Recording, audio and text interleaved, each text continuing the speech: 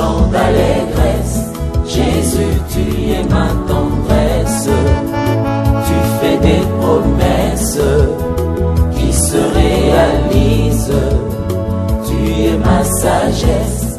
Tu es toute mon espérance. Shalom, shalom, bien-aimés dans le Seigneur. Vous avez certainement reconnu notre générique, vous avez reconnu votre chaîne de télévision et vous avez reconnu cette émission. Nous bénissons l'Éternel Dieu pour cette rencontre combien merveilleuse. Et nous voulons nous adresser à tous citoyens du royaume des cieux, vous qui attendez les retours de notre Seigneur Jésus-Christ. Bien-aimés, préparez-vous chaque jour. Faites de sorte que vous puissiez être prêts à chaque instant parce que le temps n'est pas connu, l'heure n'est pas connue. Tu es ma richesse et la source de mes grâces. Jésus, tu es ma tendresse. Bien-aimés, c'est vrai que nous avons passé des merveilleux moments avec le thème que nous avons exploité la fois passée, le rôle du Père dans le mariage du Fils. Mais cette fois-ci, nous allons aborder un nouveau numéro. Et le thème, l'intitulé de notre émission, c'est tout court la parole. La parole. Nous sommes en train de rechercher l'identité de l'époux par rapport à ce que le Saint-Esprit est en train de révéler à l'Église, parce que je l'ai toujours dit dans nos émissions, je dis toujours que l'Église doit connaître profondément le Christ pour être différente de toutes les femmes, parce qu'elle doit plonger dans les profondeurs là où les autres sont superficiels. Et c'est ce qui fait cette différence entre nous et le commun de mortels. Bien-aimés, c'est le temps, le Saint-Esprit nous a donné ces temps pour que nous puissions découvrir encore qui est le Christ. Et ça se passe nulle part ailleurs, ici sur ZTM Télévision et dans votre émission « Voici l'époux ». Une émission consacrée sur la personne de Jésus-Christ et le rendez-vous est donné pour son épouse de manière à ce que nous puissions encore connaître qui est notre époux. L'Église est riche, riche, riche, riche par rapport d'abord à la connaissance de Jésus, une connaissance que le monde n'a pas. Et bien aimé, nous ne devons pas courir ces risques de nous laisser enseigner par le monde en ce qui concerne la personne de Jésus. Il est vrai que si vous parcourez certains documents, vous allez voir que même les scientifiques cherchent à expliquer qui est Jésus-Christ. Mais bien aimé, ils peuvent le faire superficiellement, mais quelquefois ils le font aussi à tort et à travers. Mais ce n'est que le Saint-Esprit qui a la capacité de révéler la personne de Jésus-Christ. Nous avions dit que notre thème de cette émission, c'est la parole, c'est l'identité de l'époux. Ici, nous allons voir Jésus en tant que parole. Et rapidement, nous allons vous inviter à lire un passage de la Bible dans l'évangile de Jean, chapitre 1, le verset 1 à 3. Certainement, vous avez déjà lu ces paroles, vous avez déjà lu ces versets de la Bible. Mais aujourd'hui, le Saint-Esprit va nous enseigner autre chose par rapport à ce que nous avions déjà entendu. Je vais lire pour nous la parole du Seigneur. La Bible dit, « Au commencement était la parole, et la parole était avec Dieu, et cette parole était Dieu. Elle était au commencement avec Dieu. Toutes choses ont été faites par elle, et rien de ce qui a été fait n'a été fait sans elle. » Il s'agit ici de la parole de Dieu. Bien-aimés, nous sommes en train de voir ici comment est-ce que le Saint-Esprit, par le canal d'un témoin que nous connaissons, un témoin de Jésus qui s'appelle Jean, l'apôtre, présente l'identité de Jésus-Christ, notre époux, comme étant la parole. Il est vrai, bien, lorsque nous voyons, bien aimés, nous touchons seulement le premier verset, nous allons nous rendre compte que beaucoup de personnes sont en train d'imaginer le fait qu'ils ont la capacité de faire entendre une parole, c'est que Jésus doit être placé dans la même cellule que tout le monde. Non, non, non. Ce n'est pas parce que je peux parler, ce n'est pas parce que vous pouvez parler, vous avez la parole et que nous puissions être dans la même cellule ou avoir une même considération que la personne de Jésus-Christ. Non, loin de là. Parce que, bien aimé, il y a une différence entre avoir quelque chose et être quelque chose. C'est-à-dire que lorsque vous avez l'argent, vous et l'argent, vous êtes différents. Vous avez l'argent, mais l'argent est l'argent. C'est-à-dire qu'il y a une différence entre avoir quelque chose et cette chose que vous avez. Vous voyez? C'est comme quelqu'un qui a la vie et la vie. Deux choses tout à fait différentes. Donc, il y a l'une qui dépend de l'autre. Voyez un peu? Lorsque nous disons que quelqu'un a la vie, Jésus est différent parce que c'est lui qui est la vie. Donc si tout le monde peut avoir une parole, mais Jésus est la parole. Donc, nous devons commencer déjà à comprendre que Jésus n'est pas comme tout le monde. Même si aujourd'hui, les princes de ces mondes, les riches, les puissants peuvent avoir une parole, comme quelqu'un a dit, ma parole c'est la fièvre du monde. Mais aujourd'hui, cette personne n'est plus en vie, bien qu'il jouissait d'une grande considération, mais il est parti et sa parole aussi est partie. C'est pour dire que même si nous jouissons d'une autorité quelconque, nous ne pouvons pas être égalés au Seigneur, parce que lui n'est pas comme les hommes. Si les hommes ont la parole, mais lui, il est la parole. Voici ce qui fait la supériorité de l'époux par rapport à cette identité que la Bible est en train de nous présenter. Et deuxièmement, qu'est-ce qui fait que Jésus-Christ soit supérieur aux hommes par rapport à cette identité de la parole? Non seulement parce que lui est la parole, mais tout simplement parce que lorsque vous voyez les hommes en train de parler, c'est-à-dire quand un homme fait entendre une parole, cette parole ne peut être prononcée que pour être entendue par une seule catégorie de personnes. C'est-à-dire quand je parle en tant qu'homme, ma parole ne peut être entendue que par une catégorie de personnes. Ça veut dire que les gens qui ont la capacité d'entendre, les gens qui ont des oreilles pour entendre, même des animaux peuvent aussi m'entendre. Mais lorsque vous regardez Jésus-Christ, il est présenté en tant que la parole, lui, il a la capacité de se faire entendre, premièrement, par des hommes, par des animaux, mais il va aussi au-delà des frontières que fixe la capacité des hommes de parler. Je veux dire quoi? Jésus, en tant que parole, est aussi entendu même par des morts. Vous comprenez un peu? Donc, c'est pas... aujourd'hui, vous pouvez être devant un cadavre en train de pleurer, en train de parler. Je vous assure que vous êtes en train de parler en l'air parce que le cadavre qui est là ne vous entend pas. C'est pourquoi vous voyez, un parent peut être allongé là, il a rendu l'âme, ses enfants sont en train de pleurer, mais le parent ne réagit pas parce qu'il n'a pas la capacité d'entendre les paroles que font sortir ses enfants. Voyez un peu? Mais or Jésus, dans sa qualité de parole, lorsqu'il parle, il s'est fait entendre non seulement par ceux qui ont la capacité d'entendre, même par des morts. Vous comprenez? Même par des morts. C'est en ce net moment, vous comprenez pourquoi est-ce que quand Marie et Marthe étaient en train de pleurer Lazare, Lazare ne bougeait pas. Et lorsque Jésus est venu, il a appelé Lazare, sors, bien qu'il s'est décomposé déjà, comme la Bible le témoigne, mais Lazare est sorti. Il a entendu la voix que les morts sont capables d'entendre. Voilà un peu. Donc c'est ce qui fait la supériorité de la personne de Jésus quand il est présenté comme étant la parole. Et non seulement qu'il parle aux morts, vous voyez, même dans la vallée des ossements desséchés, vous allez vous rendre compte que Dieu pose la question à Ézéchiel, est-ce que ces ossements peuvent-ils revivre? Il dit, Seigneur, c'est toi qui le sais. Alors Dieu commence à lui montrer la supériorité de la parole.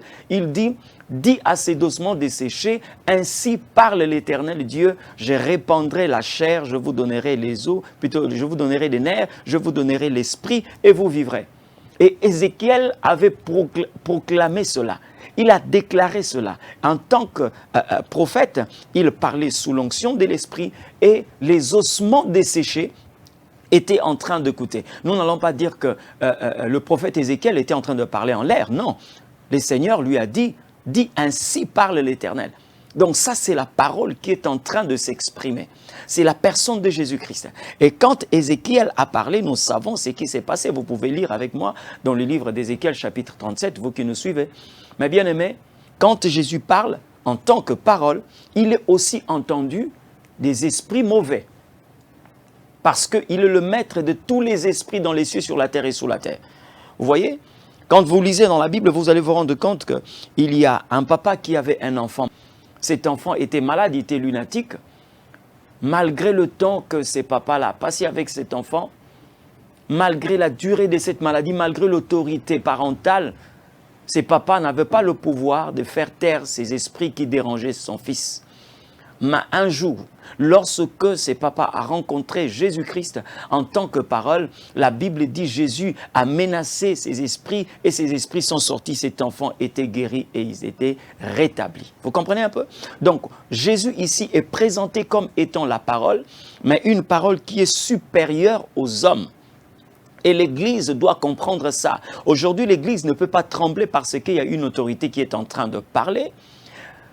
Vous voyez un peu? Au temps de l'Église primitive, il y a beaucoup de personnes qui menaçaient l'Église. Et les apôtres étaient même capables de dire, jugez vous-même s'il est digne que nous puissions obéir aux hommes qu'à Dieu. Pourquoi? Parce que les autorités de cette époque pouvaient intimer l'ordre de dire que non, voilà, vous ne pouvez plus vous réunir. Mais ils savaient que ceux-là qui étaient en train de parler, les personnes qui étaient en train de parler, n'avaient pas le même pouvoir que la parole. Ils avaient la parole, mais eux, ils étaient avec celui qui est la parole. Voyez un peu? Donc, lorsque nous parlons de Jésus-Christ dans sa qualité de parole, l'Église doit savoir que quand il se révèle la parole, il est supérieur à toutes les paroles que nous pouvons entendre, quel que soit l'homme qui peut commencer à prononcer ces paroles. Donc, nous avions dit que Jésus-Christ est supérieur aux hommes en tant que parole. Et il y a un autre élément, lorsque l'homme parle, j'ai dit bien l'homme parle pour se faire entendre. Mais dans la différence ou la supériorité de la personne de Jésus-Christ en tant que parole, Jésus parle pour se faire voir. Vous comprenez? Donc lui, il ne parle pas seulement pour se faire entendre, mais il parle aussi pour se faire voir. Parce que lorsque nous lisons les livres d'Habakkuk, ça c'est notre époux, hein? La Bible dit ceci. Habakkuk chapitre 2 verset 1, la Bible dit « J'étais à mon poste et je veillais sur la tour, je me tenais sur la tour, je veillais pour voir ce que l'Éternel me dirait. » Voyez un peu?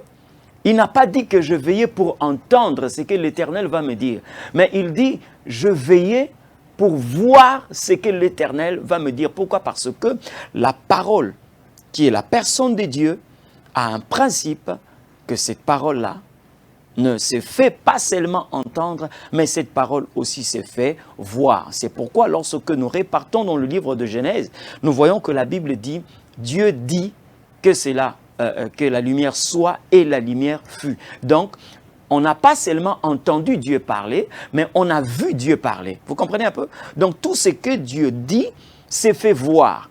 Mais nous voyons aujourd'hui des gens qui peuvent menacer le monde. Mais quelquefois, ces menaces ne sont que verbales. Mais on ne voit pas la concrétisation quelquefois de leurs menaces. Nous le voyons à travers le monde. Les gens qui croient posséder le pouvoir, mais qui en réalité, après avoir parlé, ils ne peuvent rien faire. Mais Jésus, quand il parle, quand il se manifeste en tant qu'une parole, vous voyez que cette parole-là est visible. Et la Bible dit, c'est lui qui dit un mot et la chose s'accomplit. Donc l'Église doit comprendre que la personne de Jésus, quand elle est révélée en tant que parole, elle ne peut pas être comparée aux paroles des hommes. C'est en ce net moment-là que nous comprenons pourquoi est-ce que l'apôtre Jean est en train d'expliquer ces principes. Lorsque nous lisons dans l'épître, le premier épître de Jean, chapitre 1, le verset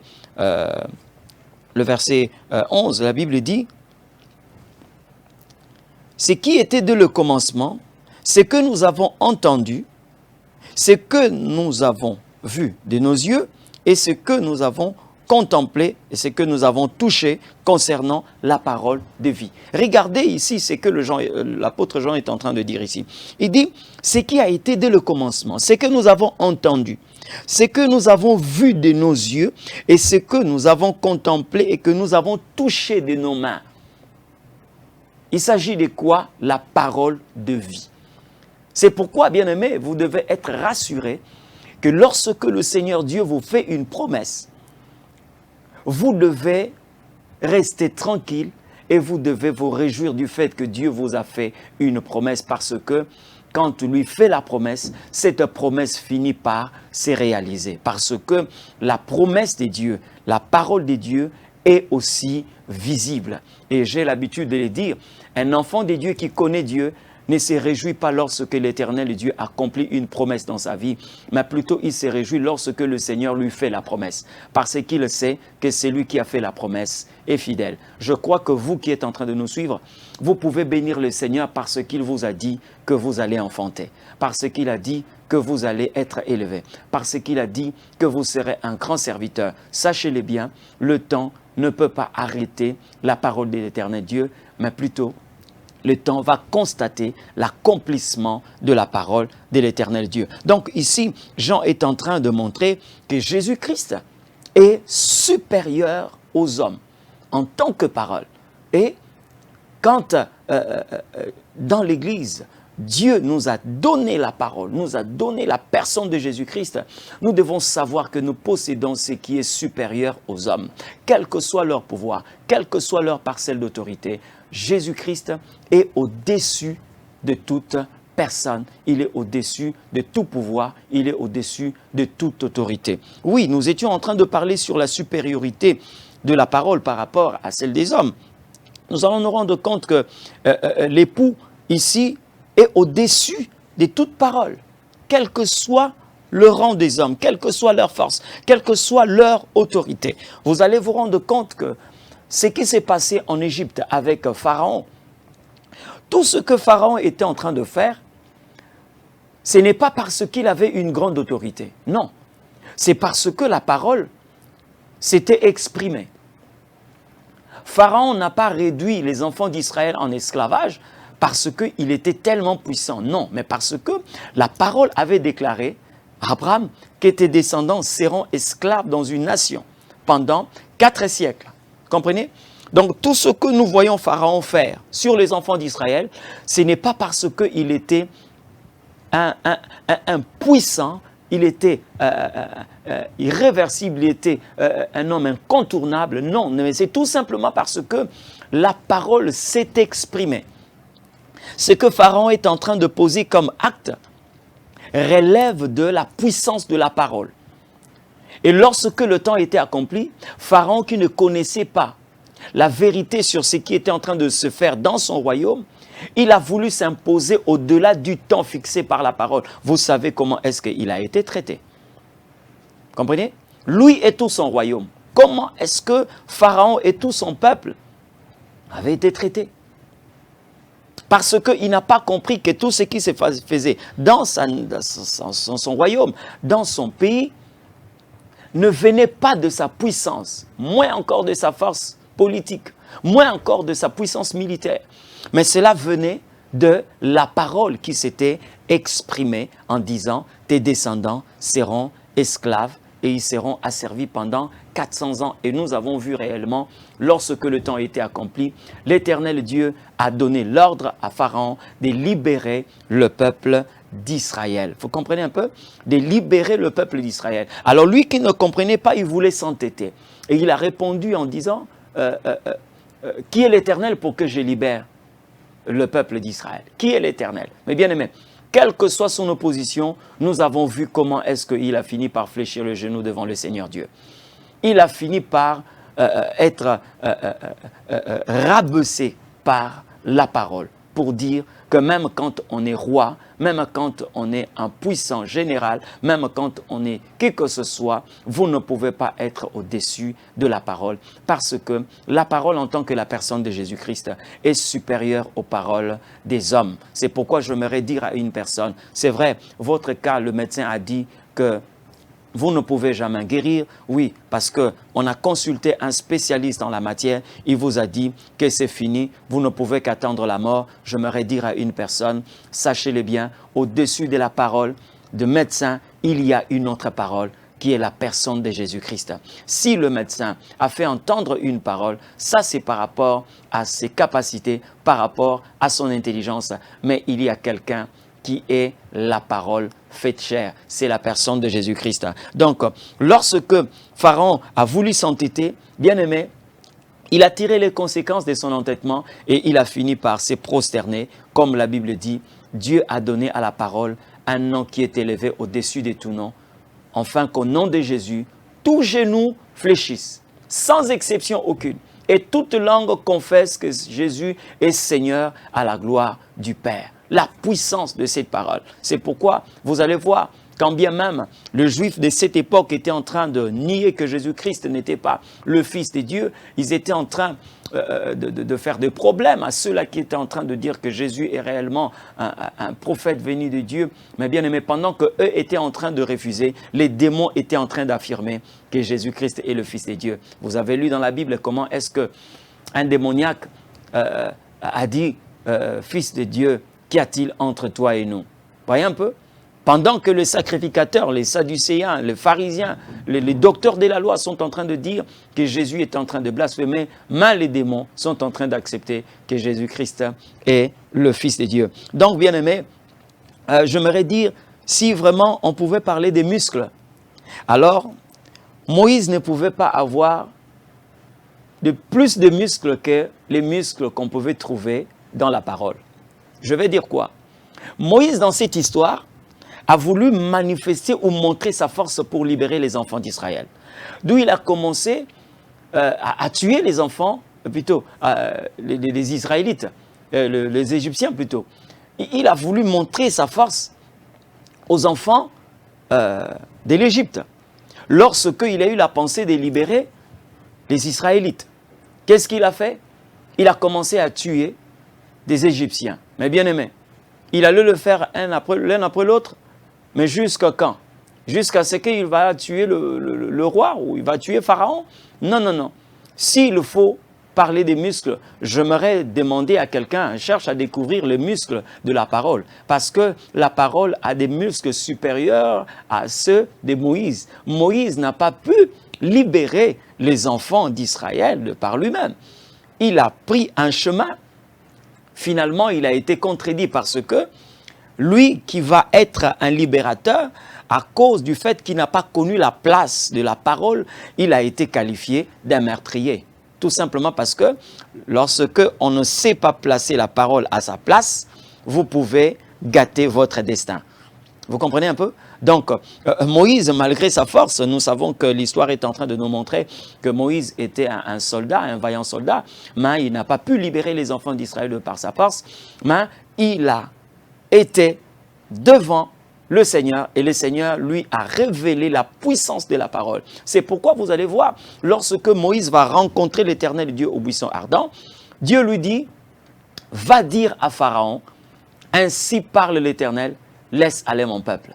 Peut-être vous vous êtes posé la question de savoir, est-ce que c'était une simple mission? Mais dans cette mission, il y avait aussi une révélation que vous devez normalement saisir. Parce que Dieu dit à Moïse, va dire à Pharaon. Donc, Dieu voulait que Moïse révèle à Pharaon la puissance de la parole. Mais malheureusement, Moïse, dans ses premiers pas, n'avait pas compris qu'est-ce que Dieu était en train de lui dire. Parce que jusque-là, Moïse est en train de dire, Seigneur, je n'ai pas la langue facile. Mais Moïse, ce n'est pas de toi que Dieu parle. Toi, tu n'es pas la parole. Toi, tu as la parole, mais on t'envoie révéler la parole, qui est la personne de Jésus-Christ. Et c'est pourquoi vous voyez, malgré ses supplications, malgré ses contours, malgré ses caprices, Dieu n'a pas délié la langue de Moïse. Moïse qui était bègue, il est rentré en Égypte en tant qu'un bègue. Mais la finalité, c'est que le peuple d'Israël ont été libérés. C'est pour vous dire que ce n'était pas par la parole de Moïse que les enfants d'Israël ont été libérés.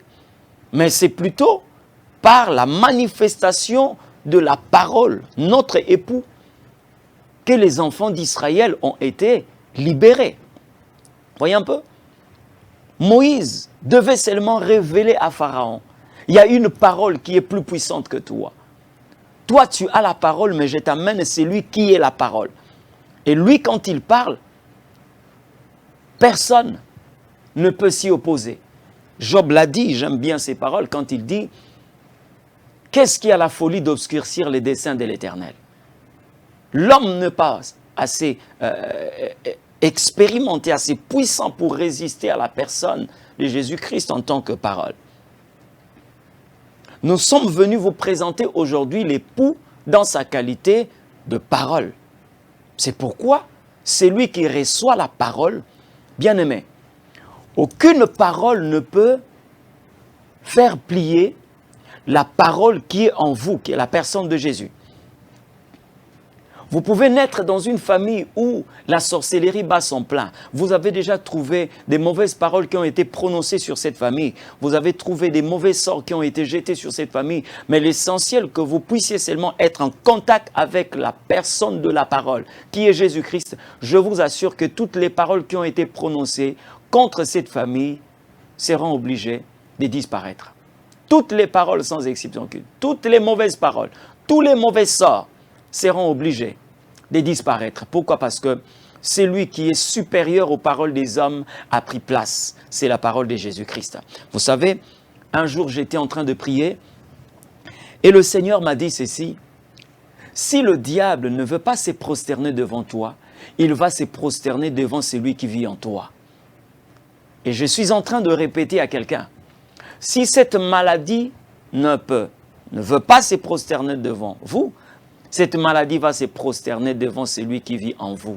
Si cette pauvreté ne veut pas se prosterner devant vous en tant que personne, mais cette pauvreté va se prosterner devant celui qui vit en vous, la personne de Jésus-Christ, l'époux qui est la parole. Bien-aimés, lorsque nous regardons ce qui s'est passé, Dieu va dire à Moïse: va dire à Pharaon, ainsi parle l'Éternel, libère mon peuple. Je suis en train de prier pour quelqu'un qui est en train de me suivre. Qui est cette malédiction? Qui est cette personne qui peut se dresser contre une promesse que l'Éternel a faite dans la vie d'une personne? Ton oncle n'est pas plus puissant que Dieu. Le sorcier de ta famille, les occultistes, les féticheurs, les fétichistes ne sont pas plus que la parole. Je suis en train de prier que la promesse que l'Éternel Dieu a faite dans ta vie s'accomplisse dans le nom de Jésus-Christ de Nazareth. Aucune personne n'a le pouvoir d'arrêter l'accomplissement de la promesse du Seigneur. Aucune personne ne peut arrêter la parole qui est la personne de Jésus-Christ. Bien-aimés, nous sommes en train de voir comment est-ce que Moïse est rentré en Égypte. J'aimerais vous faire entendre quelque chose qui certainement est en train de déranger plusieurs personnes. Dieu peut vous donner aujourd'hui une seule vision. Dieu peut vous donner aujourd'hui une seule promesse. Vous pouvez recevoir un seul songe où Dieu vous parle de ce qui va s'accomplir dans votre vie, où Dieu vous parle de la victoire dans le combat que vous êtes en train de connaître. Mais bien aimé, quelquefois, le diable apporte 1000 messages là où Dieu vous a donné qu'un seul message.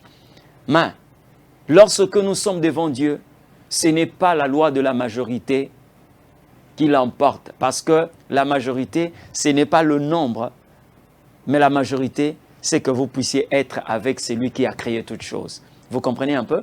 Lorsque vous êtes en face de 1000 personnes, lorsque vous êtes en face de 10 millions de personnes, si vous êtes une seule personne avec Dieu, vous constituez la majorité. Vous comprenez un peu? C'est pourquoi vous allez voir, lorsque Moïse a amené son bâton devant Pharaon, il a jeté le bâton devant Pharaon, le bâton est devenu un serpent, mais il y avait Jeanne et Jambres, c'est-à-dire les magiciens de Pharaon qui avaient plusieurs verges, ils ont jeté leurs verges, la Bible dit, leurs verges sont devenues des serpents. C'était au pluriel, vous comprenez? Il y avait plusieurs serpents, et là, il n'y avait qu'un seul serpent de Dieu. Mais la finalité, c'est que celui qui était au commencement, c'est celui qui sera à la fin. Parce que la fourchette de temps, ou encore cet intervalle de temps, vous voyez là, le commencement et la fin. Au milieu là, la verge de Moïse a avalé les verges de magicien de Pharaon. En termes de serpent, nous allons dire le serpent de Moïse a avalé les serpents des magiciens. Ça veut tout simplement dire ceci. Si Dieu vous a donné un seul songe concernant votre destin, même si le diable a multiplié 15 000 songes, même s'il a envoyé 50 000 songes qui sont contraires à ce que Dieu vous a dit, restez tranquille, sachez-le bien que le songe que l'Éternel vous a donné va avaler tous les songes du diable, de manière à ce que, à la fin, que vous puissiez vous retrouver avec l'accomplissement de ce que l'Éternel Dieu avait déclaré dans votre vie. Je veux présenter à quelqu'un l'époux en tant que parole. Il est la vraie parole, la puissante parole. C'est lui qui était au commencement. Voyez? Alors, lorsque nous sommes en train de voir, Dieu dit à Moïse, va, dis à Pharaon, ainsi parle l'Éternel. Donc, présentement, nous devons, à la face du monde, présenter la parole. C'est pourquoi il n'est pas bon de discuter sur la parole. Ne soyez pas là en train de discuter sur la parole. La parole se défend elle-même parce que c'est une personne. Voyez? Comment est-ce qu'aujourd'hui nous pouvons commencer à dire Jésus-Christ est Dieu? Jésus-Christ n'est pas Dieu. Les gens sont en train de discuter et Élie a posé la question, jusqu'à quand vous allez clocher des deux côtés? Si Baal est Dieu, mais ne discutons pas. Si l'Éternel est Dieu, ne discutons pas. Alors, allons sur un terrain où ces deux divinités vont se défendre. Et nous avons vu comment est-ce que Dieu s'est défendu. Là où Baal est resté silencieux, Dieu s'est défendu. Il a prouvé réellement qu'il est la parole. Une parole qui ne s'est fait pas seulement entendre, mais une parole aussi qui s'est fait voir. Dieu dit que cela soit ainsi et cela fut ainsi. Bien-aimés, la question que tout le monde peut se poser, est-ce que la parole de Moïse, c'est ce qui a libéré les enfants d'Israël? Je l'ai dit non. Ce n'est pas la parole de Moïse. Moïse a présenté seulement la parole. Voyez? Donc lorsque vous regardez la vie de Moïse, vous allez comprendre la mission qu'avait Jean-Baptiste. Parce que la Bible dit, Jean-Baptiste est venu, il n'était pas la véritable lumière, mais il est venu rendre témoignage à la lumière. Donc quand vous regardez la mission de Moïse, vous allez vous rendre compte que Moïse n'était pas la parole, mais il est venu présenter la parole. Et c'est la parole qui a libéré les enfants d'Israël. C'est pourquoi vous allez vous rendre compte que la dernière prise, lorsque Dieu a frappé l'Égypte de toutes les plaies, la dernière plaie, la 10e, Dieu dit à Moïse, vous allez prendre un agneau d'un an,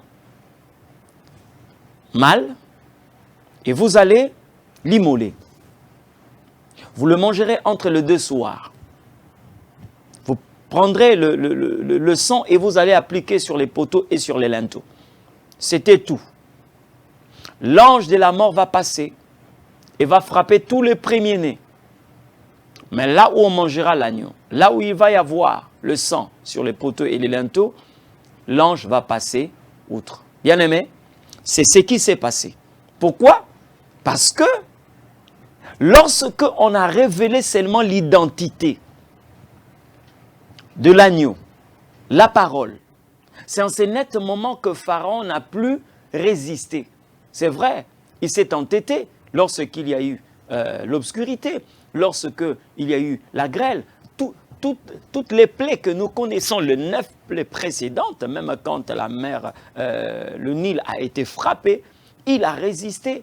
Mais quand il s'agissait de l'agneau, quand il s'agissait de la parole, alors lui s'est rendu compte qu'il devait se plier et libérer les enfants d'Israël. Bien-aimés, si Moïse était cette parole, lui, il pouvait se retrouver à l'extérieur pendant qu'on était en train de frapper tous les premiers-nés de l'Égypte. Lui pouvait aussi faire sortir ses enfants si c'est lui qui était la parole. Mais nous voyons très bien que même Moïse était dans la maison où on était en train de manger l'agneau. Lui aussi, il a cherché l'abri sous l'agneau. Vous comprenez un peu?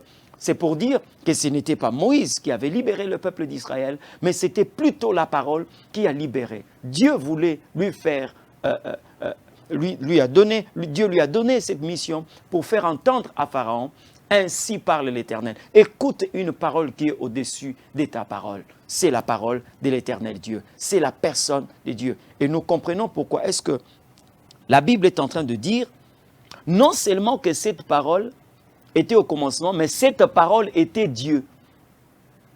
Cette parole était Dieu, Dieu en personne. Vous comprenez un peu? Et lorsque nous sommes en train de parler de la puissance de cette parole face au temps, parce que la Bible est en train de révéler la puissance de cette parole. Quand nous lisons, nous nous rendons compte que cette parole ne dépend pas de temps parce qu'elle est éternelle. La puissance de cette parole. Lorsque vous vous attachez à cette parole, vous devenez éternel, non parce que vous êtes éternel, parce que vous vous êtes attaché à celui qui est éternel, la parole. Mais quand nous regardons dans la Bible par rapport au temps, nous nous rendons compte que ce n'est pas la parole qui est venue trouver le commencement, mais c'est plutôt le commencement qui est venu trouver la parole. Parce que si la parole était venue trouver le commencement avait la possibilité de dire que je suis. Mais or, c'est plutôt le commencement qui est venu trouver la parole. C'est pourquoi, même avant le commencement, celui-là s'appelle « je suis » parce qu'il a été avant le commencement. Et j'aime très bien la manière dont cette phrase est formulée. Au commencement était la parole. Ça veut dire, lorsque le commencement arrive, il y a déjà quelqu'un qui est convoqué, plutôt qui est conjugué au passé. Il y a le verbe « était ». Donc, le commencement est venu trouver que la parole était déjà. Alors, lorsque vous avez un tel époux, c'est lui qui est la parole, qui a même la supériorité sur le temps, pourquoi ne pas louer un tel mari? Pourquoi ne pas élever un tel époux? L'Église doit être fière. L'Église doit être fière. Comprenez? Nous ne sommes pas attachés à un mari qui est influencé par le temps. Non. Lui, il a la capacité d'influencer le temps parce que le temps est capable de rendre témoignage à je suis en disant que je suis est le maître de ma vie. C'est là où la Bible est en train de dire qu'il est le maître de temps et de circonstances. Le commencement est venu trouver Dieu. Le commencement est venu trouver la parole. Et même le commencement doit son existence à la parole. C'est pourquoi, bien-aimé, la Bible est en train de dire, lui, il a ni commencement des jours, ni fin de vie. Il vient de l'éternité et il va à l'éternité parce qu'il est éternel. Il est éternel. Il est difficile que nous puissions trouver aujourd'hui l'âge que nous pouvons donner à la parole parce que la parole est éternelle. Même quand cette parole a pris une chair, c'est vrai que nous avons compté 33 ans et demi et il était enlevé du milieu des hommes. Mais ce n'est pas ce qui fixe l'origine de la parole, non. La parole était, mais quand cette parole s'est faite chair, elle habitait parmi les hommes, dans sa nature de parole. Et nous voyons ce qui s'est passé, comment est-ce que cette parole a manifesté sa puissance. Bien-aimé dans le Seigneur, j'aimerais dire à une personne, lorsque le temps influence les hommes, mais la parole influence le temps. Ça veut dire, si la parole peut rendre une personne stérile, mais la parole, si plutôt le temps peut rendre une personne stérile, mais la parole rend le temps stérile. Vous comprenez? La parole rend le temps stérile. C'est pourquoi, pendant que la parole plutôt le temps est en train d'empêcher Sarah d'enfanter, mais la parole a empêché le temps de faire de Sarah une femme stérile, quand bien même il avait dépassé l'âge de la ménopause. Oh, que l'Éternel Dieu bénisse vous qui êtes en train de nous suivre. Je sais que vous nous écrivez à tout moment, vos suggestions sont les bienvenues. Je sais que vous appelez à tout moment, bien-aimés. Que l'Éternel Dieu continue à vous bénir. Je le dis, si vous avez besoin de nous contacter, vous avez notre numéro de téléphone, vous avez des préoccupations, nous sommes là pour vous répondre. Vous avez aussi notre adresse Facebook Amos Mavungu. Si vous voulez nous rencontrer personnellement, vous qui êtes à Brazzaville, nous sommes sur la rue Lomo, numéro 56, dans la commune de Mongali, église Temps des Dieux. Vous qui êtes ici à Kinshasa, vous pouvez nous rencontrer sur première rue d'Ilandos, dans la commune de Limete, avenue Lango, numéro 7, référence entrée Bobozo, église Temps des Dieux. Nous serons là pour répondre à vos préoccupations, bien sûr par la grâce de l'Esprit. Nous, c'est l'émission Voici l'époux. Nous, c'est la chaîne ZTM Télévision. Nous, c'est Voici l'époux. Bien-aimés, j'aimerais bénir l'Éternel Dieu pour vous qui êtes là en train de nous suivre, et je prie souvent l'Éternel Dieu pour des gens qui travaillent dans l'ombre et des réalisateurs, les techniciens qui font un merveilleux travail pour que cette parole puisse parvenir dans nos maisons, dans nos chambres à coucher, dans nos bureaux, à l'hôpital, dans des prisons. Sachez-les bien que nous ne vous avons pas oublié et vous faites partie de nos requêtes devant l'Éternel à chaque instant. Bien-aimés, j'aimerais que nous puissions prier parce que notre premier numéro sur la parole est arrivé à sa fin. Mais sachez-les bien que la vie continue. Seigneur, je suis en train de prier pour ce peuple. Éternel Dieu, créateur de l'univers, tu es celui qui nous fortifie, tu es celui qui nous soutient, tu es celui qui nous fait énormément du bien. Yahweh, je t'ai prie de bénir ce peuple et que tu te révèles dans la vie de celui qui s'est dit, mais voici la parole, je me recommande à toi. Toi qui as dit que tu es la guérison pour toutes les maladies. Toi qui as dit, Seigneur, tu es la paix pour ceux qui sont combattus, tu es la victoire pour ceux qui sont dans la guerre. Yahweh, je te prie de te manifester. Toi qui es la parole, qui n'a pas voulu seulement rester une parole, mais tu as porté une chair pour que tu sois vu des hommes touchés et témoigner. Éternel Dieu des armées, je t'ai prie, Seigneur Dieu, de bénir, Éternel, cette chaîne de télévision ZTM, de bénir, Éternel Dieu, tous les techniciens qui travaillent dans l'ombre, Seigneur Dieu, pour que tu puisses continuer à visiter ce peuple dans le nom de Jésus-Christ de Nazareth. Dieu des armées, nous te recommandons notre prochain rendez-vous entre tes saintes et divines mains. Si Jésus ne revient pas, nous allons encore, Éternel notre Dieu, être là devant toi, Yahweh, pour recevoir ce qu'il faut pour ton peuple. Nous te prions dans le nom de Jésus-Christ de Nazareth. Ainsi nous avions prié et nous disons Amen. Que le Seigneur Dieu nous bénisse et à la prochaine. Tu es ma richesse, la source de mes grâces, mon chant d'allégresse. Jésus, tu es ma tendresse, tu fais des promesses qui se réalisent, tu es ma sagesse.